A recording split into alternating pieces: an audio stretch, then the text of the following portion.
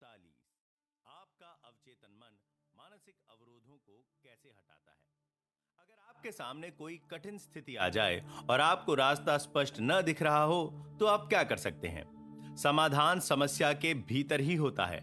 हर सवाल में इसका जवाब निहित होता है।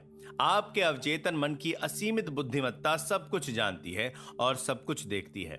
इसके पास जवाब है और ये आपको वो जवाब अभी बता रही है, लेकिन आपको सुनना होगा। आपको पूर्ण विश्वास के साथ अवचेतन मन के सुझाए मार्ग का अनुसरण करना होगा।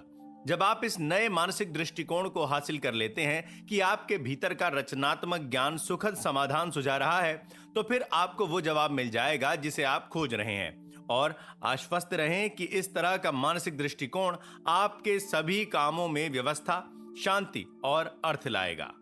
किसी आदत को कैसे बनाएं या तोड़ें। हम सभी आदतों के हिसाब से जीने वाले प्राणी हैं। आदत हमारे अवचेतन मन का कार्य है। हमने तैरना, साइकिल चलाना, नाचना और कार चलाना, इन कामों को चेतन रूप से बार बार करके सीखा था, जब तक ये कार्य हमारे अवचेतन मन में स्थापित नहीं हो गए।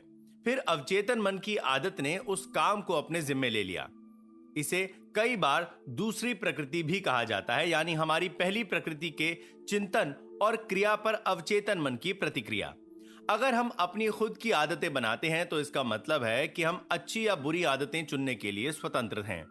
अगर आप कोई नकारात्मक विचार या कार्य कुछ समय तक दोहराते हैं, तो आप खुद को एक आदत के दबाव में रख रहे हैं। आपके अवचेतन मन का नियम दबाव है। उसने बुरी आदत कैसे छोड़ी।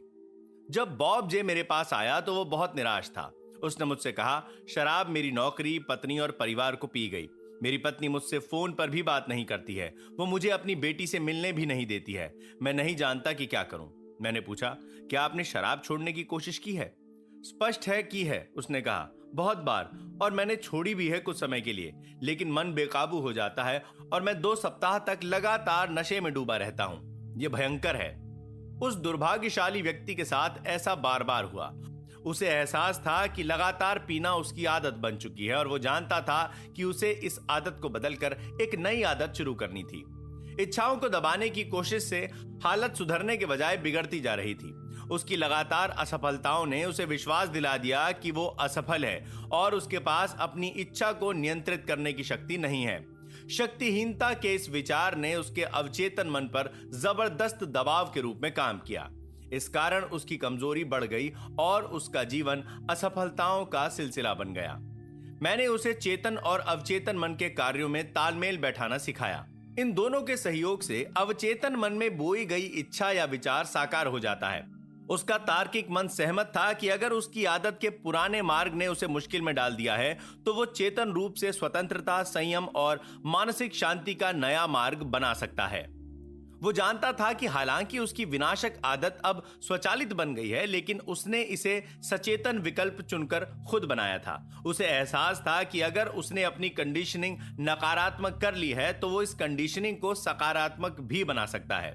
परिणाम स्वरूप उसने ये सोचना छोड़ दिया कि वो इस आदत को नहीं छोड़ सकता।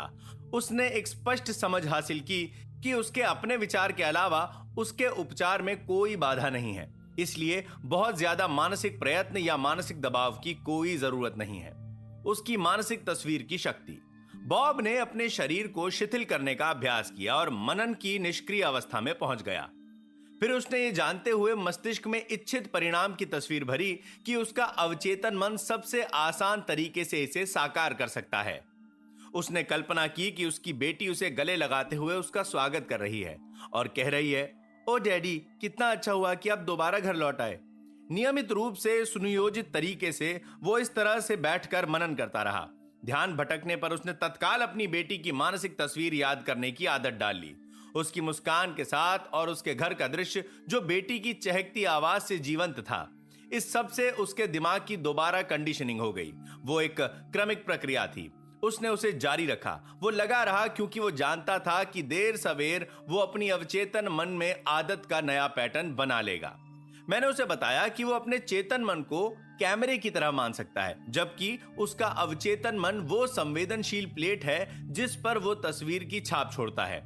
उस सुझाव का उस पर गहरा प्रभाव पड़ा। उसका पूरा लक्ष्य ये बन गया कि वो अपने मन की तस्वीर की दृढ़ छाप छोड़े और उसे डेवलप करे। फिल्म को अंधेरे में डेवलप किया जाता है। इसी तरह मानसिक तस्वीरों को अवचेतन मन के डार्क रूम में डेवलप किया जाता है। केंद्रित ध्यान। बॉब समझ गया कि उसका चेतन मन कैमरे की तरह है, इसलिए उसने कोई कोशिश नहीं की, कोई मानसिक संघर्ष नहीं हुआ। उसने शांति से अपने विचारों को संतुलित किया और अपना ध्यान अपने सामने के दृश्य पर केंद्रित किया, जब तक कि वो तस्वीर के साथ क्रमशः एकाकार नहीं हो गया। वो मानसिक माहौल में डूब गया और मानसिक फिल्म को बार बार देखने लगा। उपचार होने के बारे में उसे कोई शंका ही नहीं थी। जब भी उसे शराब पीने की तलब लगती तो वो अपनी कल्पना को शराब के विचार से दूर मोड़कर अपने परिवार के साथ घर पर रहने की भावना की ओर मोड़ लेता था। वो सफल था क्योंकि उसे विश्वास भरी उम्मीद थी कि वो अपने मस्तिष्क में जो फिल्म डेवलप कर रहा था वो अवश्य घटेगी। आज वो एक संयम पूर्ण जीवन जी रहा है, अपने परिवार के साथ दोबारा रहने लगा है तथा अपने करियर में सफल और खुश है। उसने कहा कि एक बुरा साया उसके पीछे पड़ा है। पिछले 3 महीने से मेरे सामने एक के बाद एक बाधा आती जा रही है। मुझे सचमुच लगता है कि बुरा साया मेरे पीछे पड़ा है। रूथ भी एक कंपनी की संस्थापक थी जो प्रोफेशनल्स के लिए बिलिंग और रिकॉर्ड कीपिंग का काम करती थी। उसकी कंपनी पहले तो बहुत सफल थी, फिर कुछ हो गया और स्थिति बदल गई। मुझे समझ में नहीं आता, उसने मुझसे कहा। अचानक ऐसा लगता है जैसे जो दरवाजे मेरे लिए खुल रहे थे वे सभी अब कसकर बंद हो चुके हैं। मैं बार बार संभावित ग्राहकों से साइन कराने के करीब पहुंच जाती हूं, फिर आखिरी मिनट पे वे पीछे हट जाते हैं। ये सब क्या हो रहा है? आपको ये समस्या कब से हो रही है? मैंने पूछा। जैसे मैंने कहा, लगभग 3 महीने से, उसने जवाब दिया। अप्रैल के मध्य से। उत्सुकता से मैंने पूछा, आपको तारीख के बारे में इतना यकीन कैसे है? क्या उस समय कोई खास चीज हुई थी?